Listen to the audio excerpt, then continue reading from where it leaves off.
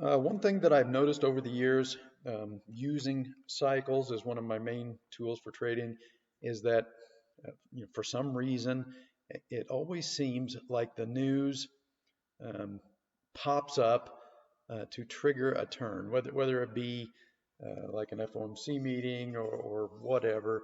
Um, it just always seems like something happens and gives the market an excuse to turn, and it usually does it in the timing band for that cycle low. So I'm going to go out on a limb here. Monday, we're going to be 35 days into this daily cycle. This was the last daily cycle low.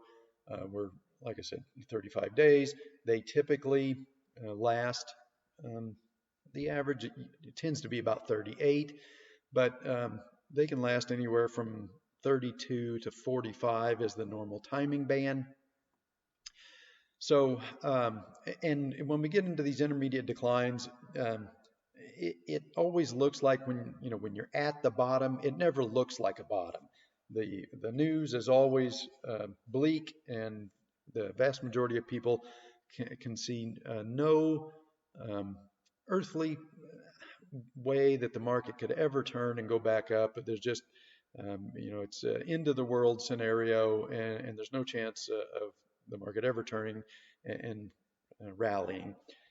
And so, if you're waiting for the news to improve before you buy, then you're going to be too late. The market will anticipate that news ahead of it arriving. So I'm going to go out on a limb here. I'm going to make a prediction. I've been kind of watching the progression of the disease in China, South Korea, and France. All three of those are using chloroquine. Chloroquine, I hope I'm saying that right, phosphate or hydroxychloroquine um, to treat the disease. And it looks to me like the progression of the disease in all three of those countries has pretty much hit a brick wall. It's just not really expanding the way it is in the rest of the world. And so I'm gonna say it won't be long, as in probably sometime this week. Uh, Everybody is going to fast track approval of that drug, and I think it also has uh, a little bit better um, statistics if you add an antibiotic with it, because I think part of the complications with this virus is that it causes or can cause pneumonia as well. So the addition of the antibiotic to the antiviral or to the malarial drug is actually what it is, improves the statistics.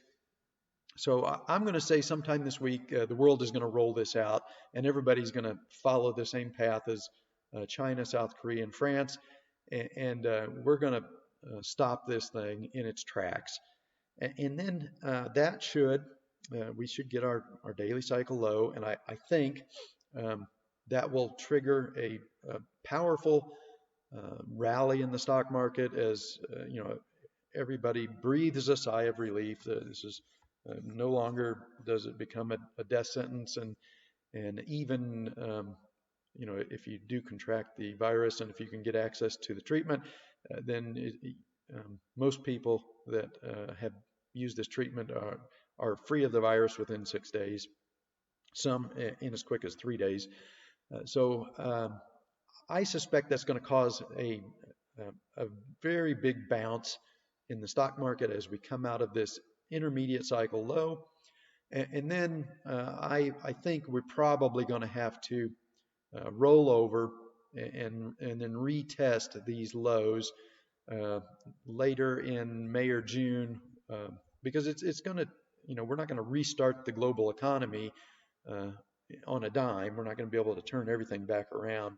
But I think as the statistics start to come in and we see that the drug is stopping the contagion, then things will start to get back to normal. Governments will lift these quarantines, and then we'll just have to see how quickly the global economy restarts, and I think there'll be a big surge in global activity.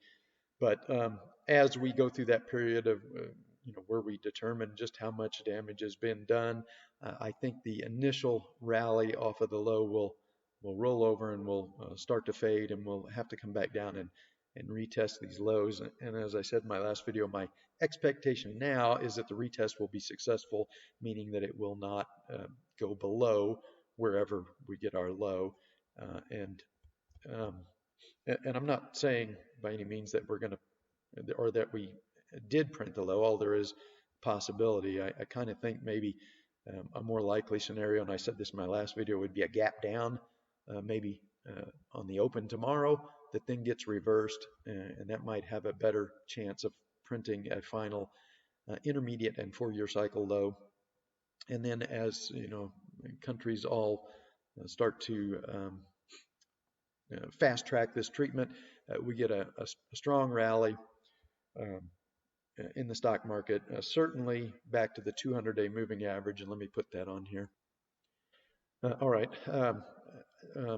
I think the initial rally out of this 4-year cycle low, wherever the bottom does come, either if it came on Wednesday or if it comes tomorrow or Monday, I think we'll get a violent rally that at least retests this 200-day moving average, maybe even higher, and then we have to roll over as the excitement over the potential cure fades, and then we have to deal with trying to restart the global economy. How long is that going to take, and how much damage is done? And we come back down and we retest these lows in May or June, and then at that point I think we are off to the races, and we start the second phase of this bull market that still has, in my opinion, at least 10 or 15 years to go before the innovation cycle becomes mature and we get a final top.